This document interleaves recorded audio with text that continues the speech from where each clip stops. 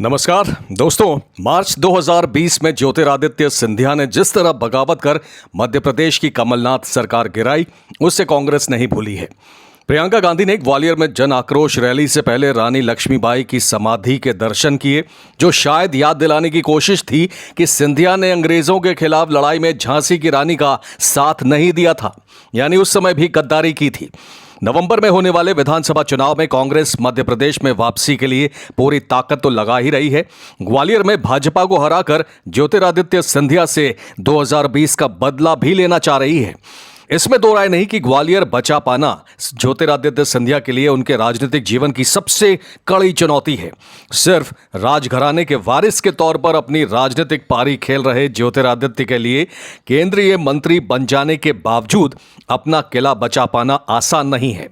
मध्य प्रदेश विधानसभा चुनाव ज्योतिरादित्य सिंधिया का राजनीतिक भविष्य तय करेगा। इस पर आगे बात करेंगे।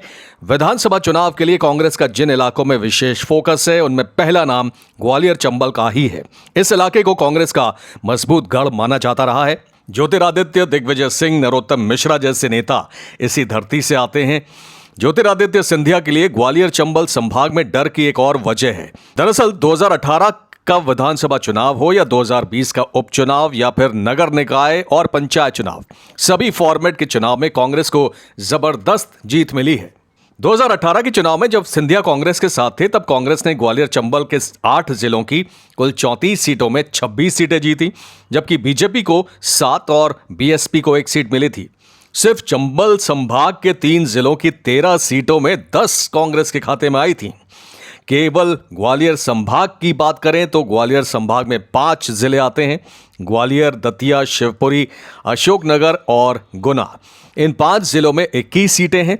5 सीटें एससी के लिए रिजर्व हैं। 2018 में कांग्रेस ने इन 21 में से 16 सीटें जीती थीं।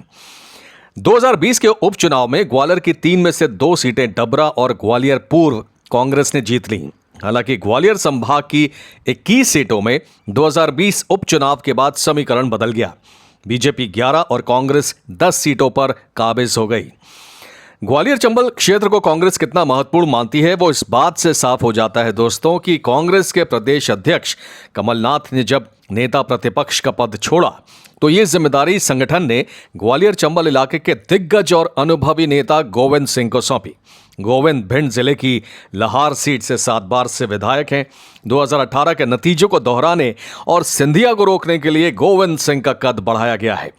कांग्रेस ने 2022 में नगर निकाय चुनाव में ग्वालियर चंबल संभाग में जबरदस्त परफॉर्म किया और सत्ताधारी बीजेपी के मजबूत किले को धराशायी कर दिया। ग्वालियर में कांग्रेस का कोई बड़ा नेता न होने के बावजूद पार्टी अपना मेयर बनाने में सफल रही। ग्वालियर की जीत का श्रेय विधायक सतीश सिकरवार को जाता है, जिनकी पत्नी शोभा सिकरवार ने मेयर का चुनाव जीता है।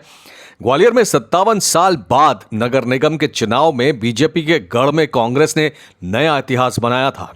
ग्वालियर ही नहीं, मुरैना में भी भाजपा मेयर का चुनाव हार गई। ज्योतिरादित्य सिंधिया के लिए चुनौती कांग्रेस से ही नहीं बल्कि भाजपा से भी है। बीते लोकसभा चुनावों में केपी यादव ने बीजेपी के टिकट पर ज्योतिरादित्य सिंधिया को हराया था, जो उस वक्त कांग्रेस के टिकट पर चुनाव लड़ रहे थे। 2002 से 2014 तक लगातार 4 बार गुना लोकसभा सीट से जीतते आ रहे ज्योतिरादित्य सिंधिया अपनी 5वीं चुनावी लड़ाई बीजेपी के कृष्णपाल सिंह यादव से 1,25,549 वोटों के भारी अंतर से हार गए थे। गुना के लोगों ने सिंधिया को हराकर बता दिया कि राजमहल से उनका प्रेम अपनी जगह है, लेकिन वोट उसी को ही देंगे जो बिजली, पानी, सड़क, सीवर, शिक्षा, रोजगार जैसी उनकी मांगों को पूरा करेगा। वैसे भी सिंधिया को हराने वाले केपी यादव को ज्योतिरादित्य का बीजेपी में आना रास नहीं आया है। कुछ दिनों पहले ही उन्होंने ज्योतिरादित्य पर तगड़ा हमला बोला था, जिसका वीडियो कांग्रेस ने जारी किया था। कांग्रेस ने ज्योतिरादित्य सिंधिया को सीधे टक्कर देने का मन बना लिया है, जो प्रियंका गांधी की 21 जुलाई की रैली से साफ है। प्रियंका ने ज्योतिरादित्य सिंधिया के गढ़ में ही दहाड़ लगाई।